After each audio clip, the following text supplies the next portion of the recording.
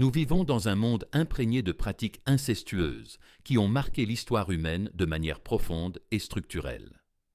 Un professeur d'anthropologie de l'université Rutgers a conclu, sur la base d'analyses historiques et généalogiques, que 80% des mariages dans l'histoire de l'humanité impliquaient des liens de consanguinité. Cette estimation ne repose pas sur des clichés simplistes, tels que l'idée que tous les individus sont liés de manière distante, mais sur une définition précise. L'inceste désigne ici tout mariage avec une personne au troisième degré de parenté ou plus proche. Cette pratique, loin d'être anecdotique, révèle des dynamiques sociales et institutionnelles persistantes où les tabous culturels coexistent avec des exceptions stratégiques au sein des élites. Historiquement, la majorité des sociétés humaines ont imposé des interdits stricts sur l'inceste consanguin proche, souvent ancrés dans des normes religieuses, morales et empiriques. Cependant, ces règles s'appliquaient principalement aux classes populaires, tandis que les élites aristocratiques et nobiliaires utilisaient l'inceste comme un outil institutionnel pour consolider et perpétuer le pouvoir. Cette hypocrisie systémique est évidente. Les autorités ecclésiastiques et séculières exhortaient le peuple à respecter les canons religieux et sociaux, tout en tolérant ou encourageant des unions consanguines au sein des familles dirigeantes, afin de préserver les patrimoines et les alliances politiques. Cette dualité met en lumière une faille institutionnelle majeure, où les normes morales servent de façade à des stratégies de domination. Aujourd'hui, nous examinons l'histoire de la dynastie la plus emblématique en matière de consanguinité, les Habsbourg. Cette famille a misé l'ensemble de son héritage sur une stratégie de mariage consanguin, comparable à un jeu de pouvoir impitoyable, mais qui a finalement conduit à son effondrement. Leurs héritiers mouraient souvent à la naissance, ou subissaient des afflictions chroniques dues à des anomalies génétiques accumulées.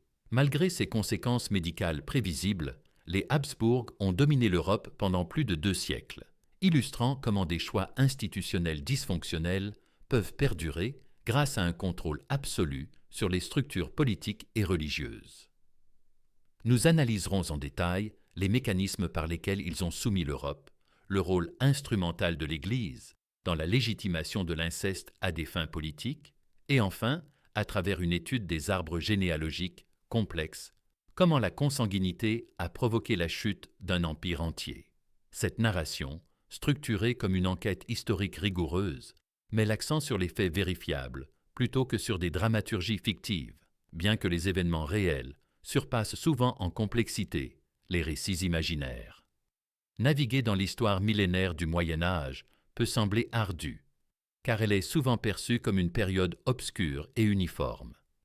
Cette vision est compréhensible pour les non-spécialistes, mais même au sein de cette ère, le XIVe siècle se distingue par son intensité en termes de violence, de crise sanitaire et de désordre institutionnel.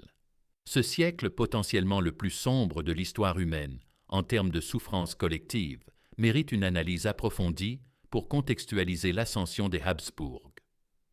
Au XIVe siècle, les croisades touchent à leur fin, marquant l'échec d'une entreprise religieuse et militaire qui avait mobilisé des ressources massives sans aboutir à une stabilité durable au Proche-Orient. En Europe occidentale, l'Angleterre et la France s'engagent dans un conflit dynastique prolongé, connu ultérieurement sous le nom de « guerre de 100 ans », qui illustre les failles des systèmes successoraux médiévaux, où les revendications territoriales reposent sur des liens familiaux ambigus et des interprétations légales contestables.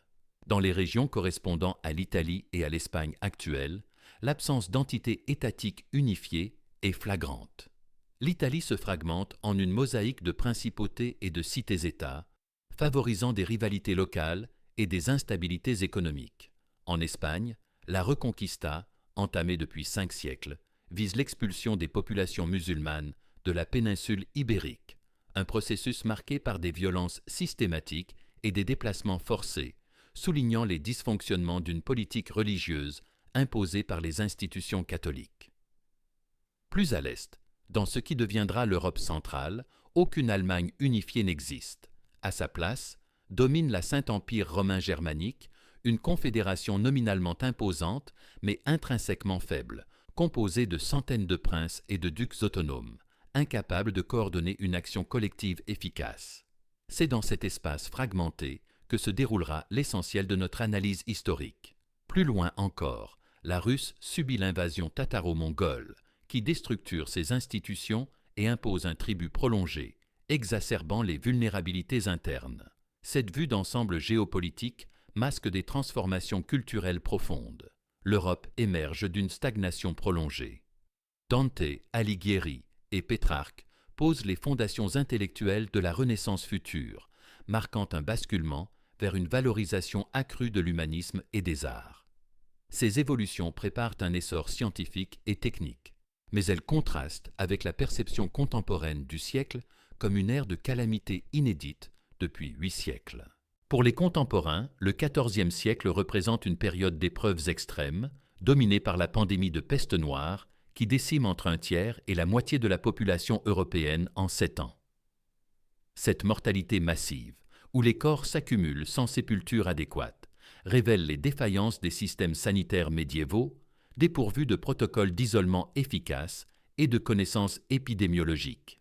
Les conflits armés persistent malgré ces crises, les monarques européens s'entretuant pour des territoires limités, perpétuant un cycle de violence hérité de la chute de l'Empire romain d'Occident et des invasions barbares.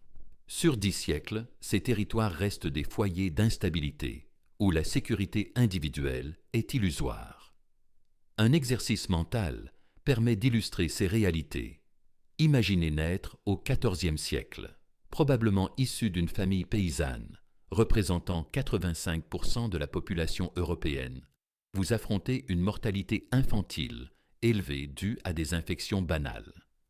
Survivant à la peste, vous portez des cicatrices permanentes, évitant pillage et violence. Pourtant, ces succès initiaux masquent des souffrances structurelles. Le climat se refroidit, inaugurant le petit âge glaciaire.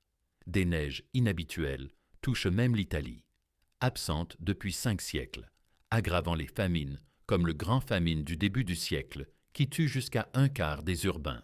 Ces crises environnementales, combinées à des croyances apocalyptiques, l'attente imminente de l'Antéchrist, soulignent les limites des institutions religieuses et séculières dans la gestion des ressources et des populations.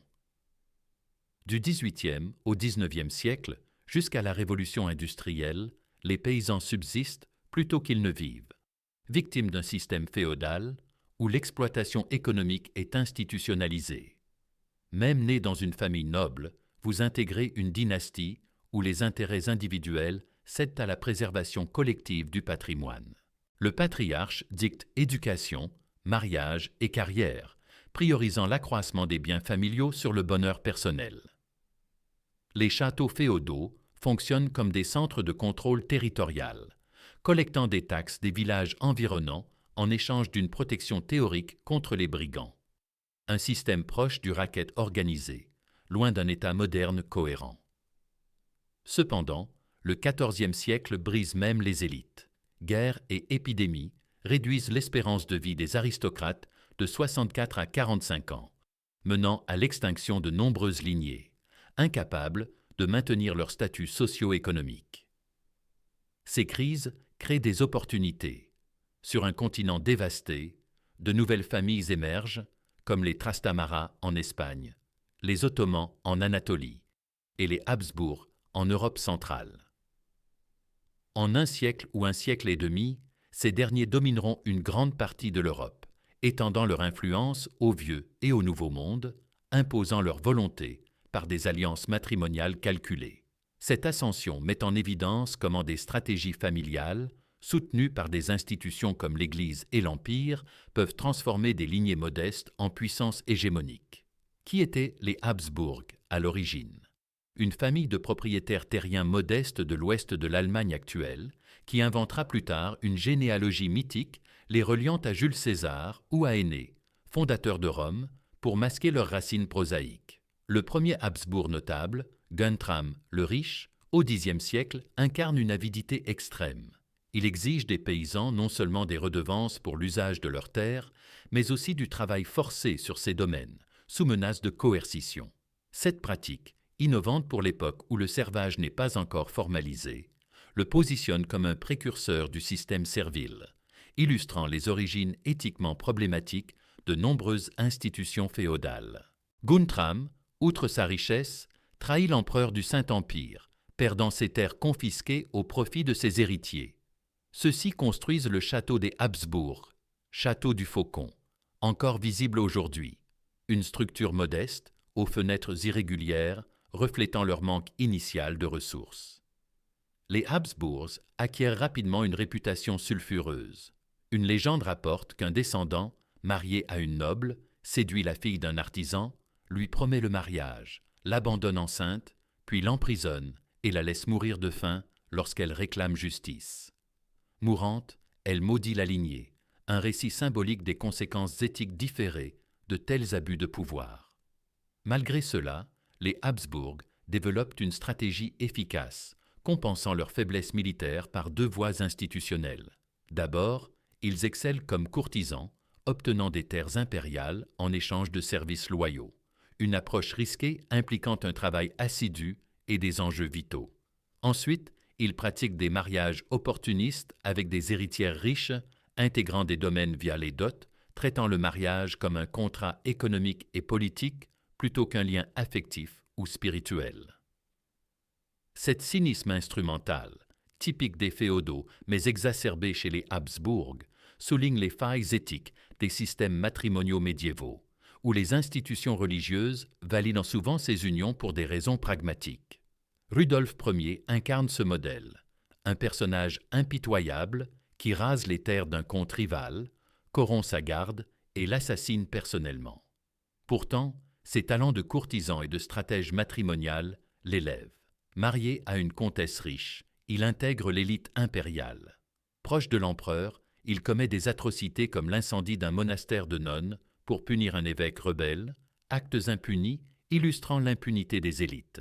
À la mort de l'empereur, Rudolf est élu en 1273, grâce à des alliances familiales, un beau-frère électeur, d'autres soudoyés par des mariages de ses 11 enfants.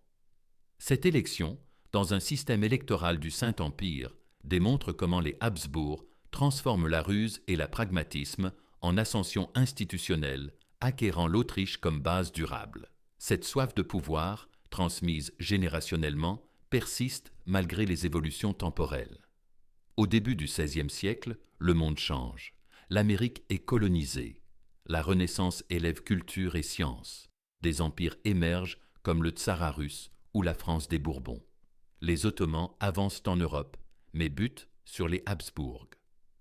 En 2 siècles, via des mariages calculés, ceux-ci contrôlent l'Autriche, la Bohême, la Hongrie, le nord de l'Italie et les Pays-Bas.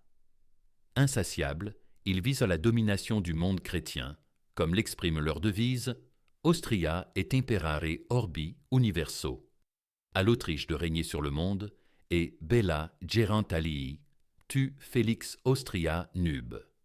Que les autres fassent la guerre, toi, heureuse Autriche, conclus des mariages, priorisant Vénus sur Mars. Avec le pouvoir vient la paranoïa institutionnelle. Craignant des alliances traîtresses, les Habsbourg se replient sur l'inceste pour préserver leur sang et leur autorité. Une décision qui ignore les risques génétiques empiriquement observés. En 1820, un missionnaire chrétien au Hawaï observe des unions consanguines encouragées chez les élites locales, sans égard à la parenté, contrastant avec les tabous mondiaux issus d'expériences collectives. Les unions proches produisent une progéniture affaiblie, sans besoin de génétique moderne pour le constater. Ces interdits deviennent traditions religieuses. Pourtant, des exceptions existent. En Égypte antique, l'inceste pharaonique maintient la pureté divine, comme chez Néfertiti et son probable frère Akhénaton, parent de Toutankhamon, affligé de nécrose osseuse, scoliose, fente palatine et incapacité à se déplacer sans aide. Mort à 19 ans sans héritier viable, 2 enfants morts-nés de son union avec sa sœur, il illustre les coûts médicaux de ces pratiques, prioritaires sur la pureté sanguine. En Europe, l'inceste est tabou pré-chrétien. Le mythe d'Œdipe punit même l'inceste involontaire par des fléaux divins. Les Romains le criminalisent, l'associant aux tyrans comme Caligula et Néron. Le christianisme radical vis-à-vis des mœurs païennes, condamne l'inceste, Augustin notant que même les païens l'évitent. Sur les descendants d'Adam et Ève, les théologiens admettent des unions sororales initiales, interdites une fois la population accrue. Au Moyen Âge, l'Église catholique instrumentalise l'inceste pour accroître son pouvoir. Au 7e siècle, faible face aux rois barbares, elle élargit la définition à inclure cousin au 3e degré, belle-mère, veuve de frère et parrain spirituel, transformant l'inceste en violation corporelle et spirituelle. Les sanctions vont de l'excommunication pour les puissants à la mort, pour les humbles, perdurant au XVIe siècle. Henri VIII accuse faussement Anne Boleyn d'inceste pour l'exécuter. L'Église monopolise l'examen généalogique des mariages, octroyant ou refusant des dispenses, un levier politique qui élève le pape au-dessus des empereurs. Cette politique favorise l'individualisme européen. Interdits élargis, force des unions exogames, affaiblissant clans et renforçant l'autonomie personnelle, selon des études récentes. Cependant, au XIVe siècle, la peste inverse la tendance chez les élites. L'isolement pour éviter la contagion favorise les unions internes, ignorant les interdits ecclésiastiques. L'inceste redevient pratique courante, priorisant la survie sur les normes. En 1496, le mariage de Philippe le Beau, héritier Habsbourg, avec Jeanne de Castille, princesse espagnole, vise la couronne ibérique. Jeanne, issue d'union consanguine, parent cousin au 3e degré, souffre de troubles mentaux latents. Éperdument amoureuse de Philippe, bel homme infidèle, elle développe une jalousie pathologique. Elle agresse une rivale, lui coupant cheveux et lacérant le visage. Philippe, traitant le mariage comme outil politique, fuit en Espagne. Jeanne sombre en dépression, refusant nourriture et hygiène. Réunie à lui, son état empire. Elle conserve des lambeaux de ses vêtements, bat les femmes approchant et menace de grève de faim. À la mort de sa mère, reine d'Espagne, Jeanne hérite sous régence paternelle. Une guerre d'intrigue oppose son père et Philippe. Celui-ci meurt d'Ospa en 1506, déclenchant la folie totale de Jeanne, dite la folle. Elle refuse d'enterrer le corps, le contemple embaumé au miel, voyage avec lui de nuit en convoi masculin, excluant les femmes par jalousie. Enceinte de son dernier enfant. Ses enfants, horrifiés, la confinent. Son fils Charles, roi d'Espagne, l'enferme, laissant sa petite sœur captive 9 ans. Jeanne survit 39 ans isolée, mourant à 75 ans. Son destin préfigure les dysfonctionnements génétiques des Habsbourg, où l'inceste institutionnalisé ignore les signes médicaux évidents. Sous Charles Ier, fils de Jeanne, l'empire Habsbourg culmine dans les 1530. Il contrôle Autriche, Espagne, Bohême, Pays-Bas, Italie méridionale et colonies américaines. Visionnaire d'une Europe unie catholique, vu rétrospectivement comme précurseur de l'UE, il élimine opposants par exécution. Pourtant, la réforme de Luther fragmente l'unité religieuse, que Charles ne peut écraser. Génétiquement, Charles porte la mâchoire des Habsbourg proéminente, déformant son visage, décrit comme cadavérique, avec bouche tordue, causant des difficultés alimentaires. Pour préserver l'Empire, il instaure les mariages internes. Épousant sa cousine Germaine, seuls 3 de 8 enfants survivent. Ses filles marient des cousins. Son fils Philippe II hérite de l'Espagne, fondant la branche ibérique, annexant le Portugal via mariage. Philippe II, catholique fervent, épouse d'abord sa cousine Marie, morte en couche à 17 ans. Leur fils, instable et agressif, complote contre lui et meurt emprisonné à 23 ans. Seconde épouse, Marie Tudor, Bloody Mary, plus âgée de 12 ans, amoureuse, sans héritier, elle meurt d'une épidémie mystérieuse en 1558, touchant urbains et nobles. Troisième, Élisabeth de France, aimée mais sans fils viable. Elle meurt en couche de leur 5e fille. Désespéré, Philippe épouse sa nièce, cousine Germaine, produisant enfin Philippe 3 après 11 tentatives consanguines. Cette fixation sur l'inceste consolide le trône espagnol, mais normalise la pratique chez les monarques européens, où les unions égalitaires excluent les inférieurs, favorisant une bourse internationale de princesses. L'Église, autrefois anti-inceste, tolère chez les Habsbourg, puissants protecteurs catholiques contre protestants. Ils obtiennent des dispenses papales, même après des actes comme le sac de Rome par Charles Ier, 50 000 civils tués. Cette complaisance institutionnelle priorise alliance politique sur doctrine. En Europe, les dynasties s'entremêlent. Pierre Ier de Russie et Charles XII de Suède, rivaux à Poltava, ont un descendant commun en Pierre II. Nicolas II ressemble à ses cousins Georges V et Guillaume II, fruit de consanguinité. Refuser ces règles exclut de la succession. L'hémophilie d'Alexis Romanov, héritée via ses liens, rapproche Raspoutine de la cour. Même Élisabeth II épouse son cousin au troisième degré. Cette superdynastie européenne survit grâce à une diversité génétique relative, pas les Habsbourg, dont l'inceste concentré les détruit. Au XVIIe siècle, l'Espagne décline. Malgré les richesses coloniales, les Habsbourg gaspillent en guerre, 30 ans, Italie, Angleterre, plutôt qu'en industrie, accumulant dettes. 9 des 11 mariages espagnols sont consanguins.